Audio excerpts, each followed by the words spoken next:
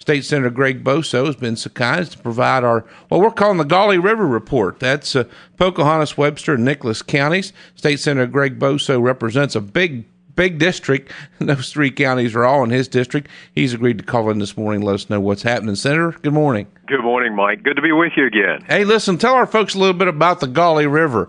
It is in Pocahontas, Webster, and Nicholas counties, right? Well, the head of the Gauley tips up into Pocahontas County. Of course, you know, Pocahontas County is known as the birthplace of the rivers. Right. And so, you know, there's a number of watersheds that began there and flow throughout West Virginia. You know, when you get to looking at the Elk, the Gauley, the Meadow, the Greenbrier, all of those sort of head up out of and the Taggart. I think it actually gets up into the northern end. Comes out of the northern end of Pocahontas County as well. Mm-hmm. So, you know, there's a lot of areas that Pocahontas County impacts from that perspective. I think it's an interesting, and I think the history of these rivers and people who built along the rivers for the grist mills and a lot of history with rivers. Oh, absolutely. You know, when we think about back in the early days when we had logging that was proliferous throughout the state, you know, the loggers went into the woods and worked for a couple of weeks, especially during the wintertime, cut logs, dropped them into the rivers, and then when the snow melt occurred, you know, they washed the logs down to the mills like happened in Richwood for so many years.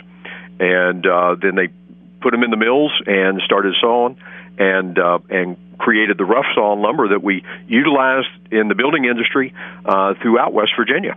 That's interesting. Interesting concept. Oh, it is. It is. It's fascinating. But, you know, those same rivers today create a lot of problems for us because we built next to those rivers, mm-hmm. And the impacts of flooding now seem to be more of a concern for our local communities as compared to the generation of products that we utilize the rivers for. Well, and speaking of that, Senator, do you have an update on the flood relief that's going on? Your district was hit hard, very hard, and we understand that. We know you've been working hard on that. Is there an update you'd like to give us? Oh, sure, absolutely. You know, there's a lot of work going on in the local communities.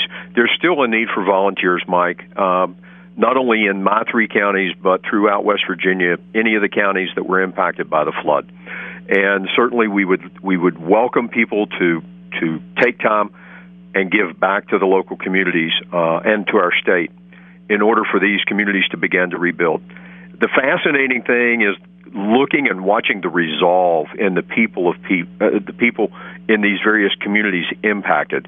Richwood, for instance, you know, lost 2 schools, and you know, last week they started school, and the areas where the high school and the middle school children are being transported to have really received them well.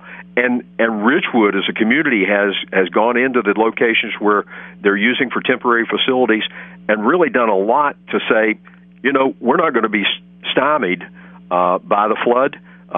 Regardless of where we hang our hats, that's where our school will occur. I drove through Beaver over the weekend, which is a little community between Richwood and Summersville, mm-hmm. and there were signs of Richwood everywhere about Richwood High School. And so I'm really encouraged by that resolve that these people have. But there's a lot of other things going on within our region as well.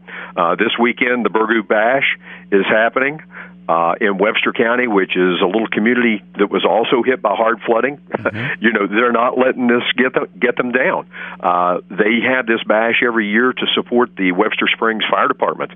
And so, you know, that will be happening. Registration begins at 9 o'clock on Saturday morning. They're in Burgoo at the Burgoo Ball Field. And there's a lot of things to do. There's a poker run, horseshoe pitching. I think they're going to have fireworks that evening. There's a mud pit, so you know, whether you want to stay clean or get dirty. Anytime there's mud, there's going to be kids and folks having a good time. We're going to have some fun. Greg, State Senator Greg Boso is our guest. Senator, what else you have on your list of things happening in the area? Well, you know, up in Pocahontas County, they have an event that occurs typically on Friday afternoons. They call it Star Lab Fridays. It happens up at the National Radio Astronomy Observatory, and programs begin about 2 o'clock in the afternoon, and it's opportunities where you can use the planetarium balloon to reach out and see the stars. And so, obviously we're seeing cooler opportunities in the evening. The daytimes are getting a little shorter, so nighttime falls a little earlier, and so you can go up and spend some time there and enjoy that. In addition, at Snowshoe, there's a couple of events occurring, the Free Fall Festival as well as the Labor Day celebration. So there's great opportunities throughout the state. Obviously, this is one of the latter weekends for boating on the Summersville Lake, and there'll be some opportunities to get out and do a little water skiing or waterboarding, and or just do some swimming and scuba diving. All of those opportunities are available here in the central part of West Virginia. State Senator Greg Boso. Hey, listen, did you get a chance to hear Maria? There are lots of things happening in Upshur counties in your district too, right? Absolutely. It sounds like I'm going to have to make some trips up that way this weekend as well.